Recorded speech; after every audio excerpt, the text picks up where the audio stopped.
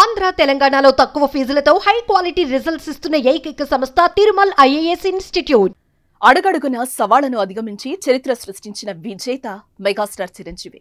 తన టాలెంట్ కు అవకాశాలే కాదు అవార్డులు కూడా పరిగెత్తుకుంటూ వచ్చారు. తన కెరియర్ లో లెక్కలేనన్ని అవార్డులు అందుకున్న చిరు ఇప్పటికీ ఆ పరంపరను కొనసాగిస్తూనే ఉన్నారు. మొన్నే Guinness Book of World Records లో చోటు సంపాదించి చరిత్ర సృష్టించిన చిరంజీవి చెంతకు మరో ప్రతిష్టాత్మక అవార్డు చేరింది.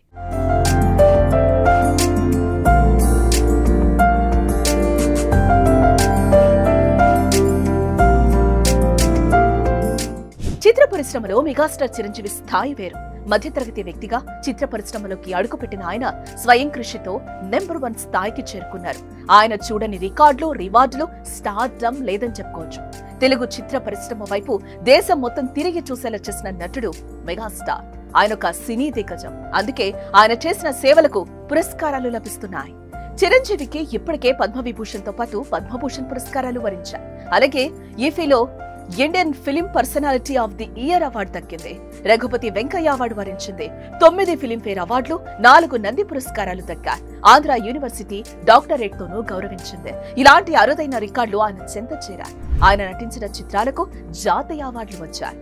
రీసెంట్ గా సెప్టెంబర్ 22న Guinness Book of World Records లో చోటు సంపాదించుకుని చరిత్ర సృష్టించారు. 537 పాటలు, 24,000 స్టెప్స్ తో ప్రేక్షకులను అలరించినందుకు గాను Guinness Book of World Records లో చోటు దక్కింది.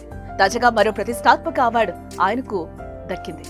యుఏఈలోని అబుదాబి వేదికగా international Indian film academy IIFA awards 2024 వేడుకలు అట్టహాసంగా జరుగుతున్నాయి.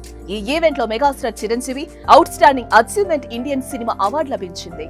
ఈ కార్యక్రమానికి సహచర హీరోలు బాలకృష్ణ, విక్టరీ వెంకటేష్ కూడా హాజరయ్యారు. అవార్డు అందుకున్న చిరంజీవిని అభినందించారు. ఈ కార్యక్రమంలో బాలకృష్ణకు ఓ అవార్డు దక్కింది. గోల్డెన్ లెగసీ అవార్డును అందుకున్నారు బాలయ్య. ఇక heroine Samantha woman of the year award గెలుచుకున్నారు. నానికి ఉత్తమ నటుడు అవార్డు దక్కగా మిస్ శెట్టి మిస్టర్ పోలిశెట్టి చిత్రానికి ఉత్తమ సినిమాటోగ్రఫీ పురస్కారం వరించింది.